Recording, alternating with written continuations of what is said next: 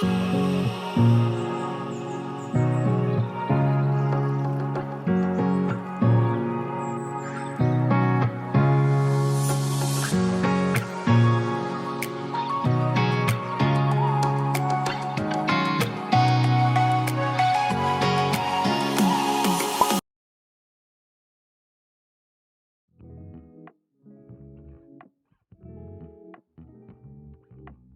done by means of the lead tubes. Blow to increase air and push.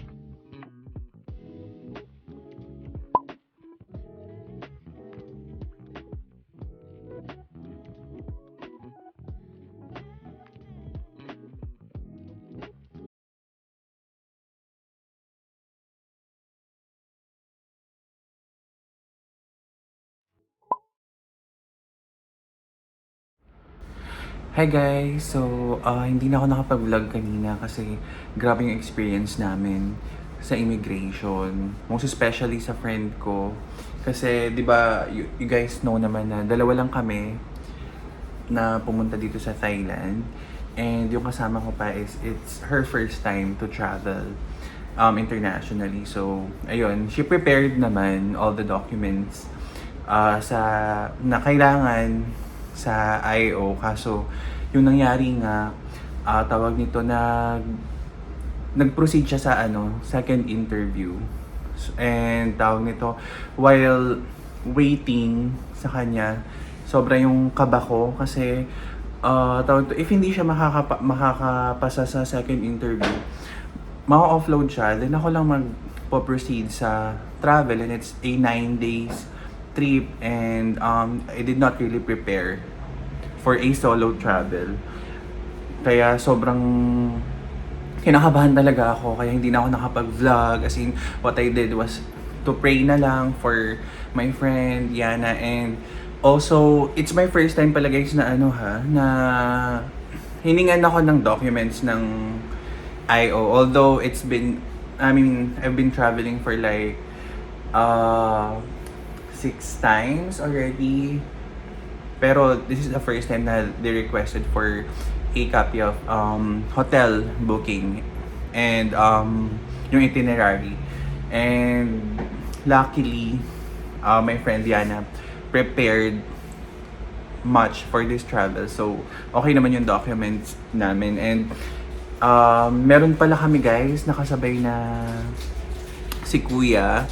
Actually, na-offload siya yesterday. Then, bumalik lang siya para itry kung makakalabas uli siya ng bansa. And yung destination din niya is Thailand. So, nakasabay namin siya sa pila sa immigration, and as in, sobrang ready din siya sa mga documents niya. Kaso, dun na sa second interview, na ano din siya sa second interview, na-proceed din siya sa second interview, even na-provide niya ng hinihingi ng immigration officer. Kaso yung nandun na kami sa boarding gate, hindi na namin siya makita. So, we are wondering if kung nakapasa ba siya sa second interview, or na lang siya, tawag nito, pinayagan naman siyang lumabas, kaso baka naiwan lang siya ng flight. Kasi kasabay namin siya sa flight, Cebu Pacific. So, Kuya, if you're watching, shout out, and we're hoping na nakalabas ka ng bansa kasi sobrang laki na ng nagastos mo, and I think you deserve that kasi it's your birthday gift to yourself. So, we wish na nakalabas ka ng bansa and celebrated your birthday here in Thailand. So, yun lang guys. And another information about our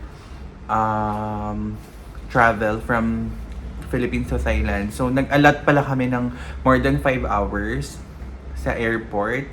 Yung flight namin was 5 p.m. Then, we arrived at Naiya at before 12. So, naghintay talaga kami doon kasi alam namin na sobrang haba ng pila, sobrang daming magta-travel, and yung time na pumunta kami, maraming tao talaga. And nag-open yung check-in counter, check-in counter at 4 hours before our flight. So, mga 1 p.m. yon. Then, medyo natagalan nga lang kami sa tawag dito sa counter. Although, ano lang naman kami, ang tawag nito hand carry, wala kaming chinek-in. Pero we still need to get kasi yung yung boarding pass kahit wala kang check-in. So medyo matagal doon, nabot kami ng 1 oras. So nakalabas kami naka-proceed kami sa immigration ng mga 2 na.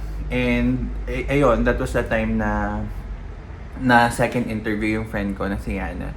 And tawag nito, the good thing then is kahit pa paano meron kaming extra time pa for for second interview kasi 2 p.m. then almost magfo-4 na nung I'm not sure kung 4 ba yun? 4 ba yung Tiano? Or magfo-4 nung nakalabas ka ng 4 na yun. Ayun, 4 na, and yung boarding time, boarding time namin is for 20 something o mga ganun. So as in minutes na lang yung difference bago yung boarding time. Kaya grabe yung prayers ko. And of course, grabe yung prayers niya na makalabas ng Almost 2 hours. 2 hours, sa second almost interview. almost 2 hours sa second interview. And ayun lang guys, tips lang din for solo traveler na not solo traveler, for first time traveler na may kasamang friends or workmates na may history na ng pagta-travel abroad. You have to know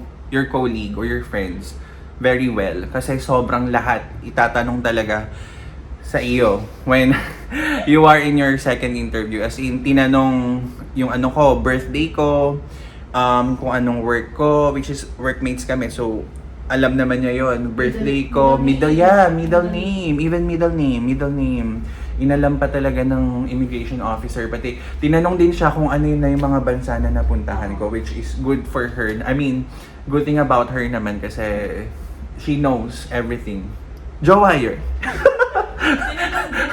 Oo nga pala, tinanong din pala kung mag-jowa kami ni Yana. OMG. Napatawa na lang si Yana kasi hindi niya masabi. Oh. Kaya nga, pero ayun nga guys, thankfully, nakapasa naman kami kasi di na namin kailangan magdala ng yearbook. Oo. Yearbook and diploma. Pero tinanong kung saan graduate. Pero tinatanong pala kung saan graduate or And ayun, so background about you lang, and you have to be consistent sa lahat ng sasabihin mo. So ayun, that's the most important. Wag kabahan ng super, be confident, and just prove to yourself that wala kayong gagawin in Thailand or in any countries na gusto nyong puntahan, na yung main purpose nyo lang is to travel or for leisure lang. So, you're having a vacation in that country that you wanted to go to. So, yun lang.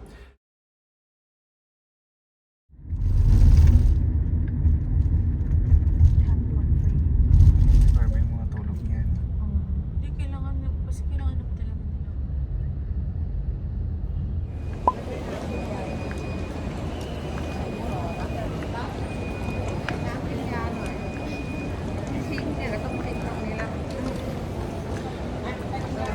So we are now here at Don Muang International Airport. So most of the flights here are domestic flights, and yung flight namin for today is going to Chiang Rai. So yan.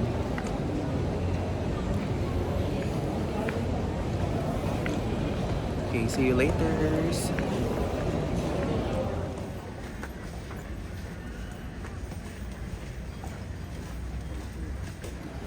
Grabe ang haba ng pila. Ganito pala dito sa Don Muang International Airport. Diyos ko, salamat. Nakalagpas din kami sa Nakalagpas din tayo sa sa X-ray. Diyos ko, napakahaba ng pila. Yan. So if you guys have a domestic flight here in Thailand and yung airport nyo is Don Muang, I would suggest na super agahan nyo guys kasi super haba ng pila dun sa pa lang, sa X-ray, para hindi kayo mahuli guys. Actually boarding na namin, boarding time, mamadali na kami. Oh my God. This is the final call of Thai Air Asia Flight F.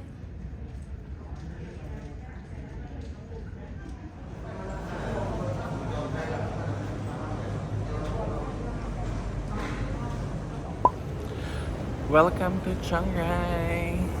Yeah, so we just arrived here in Chiang Rai.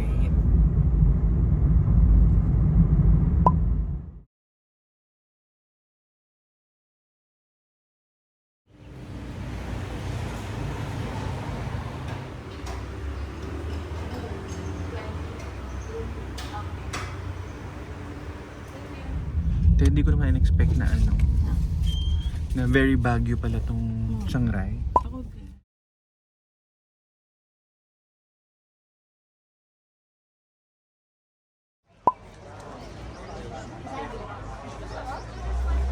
Yan. So, nandito kami ngayon sa White Temple dito sa Chiang Rai. Ayan. So, madaming tao nagpapapicture, hindi mo na kami makapasok. Tapos, medyo mahigpit din sila sa loob.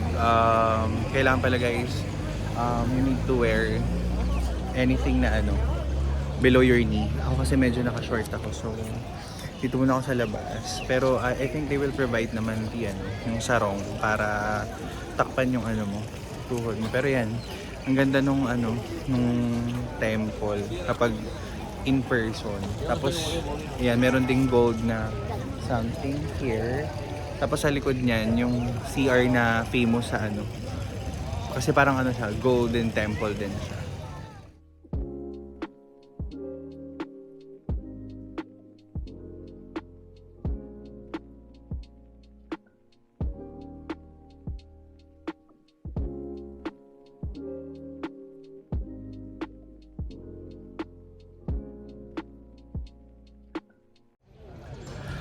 Ang bongga ng CR dito sa Thailand. I mean, dito sa Chiang Rai. Look at this, oh. 'Di ba? CR lang yan, ah.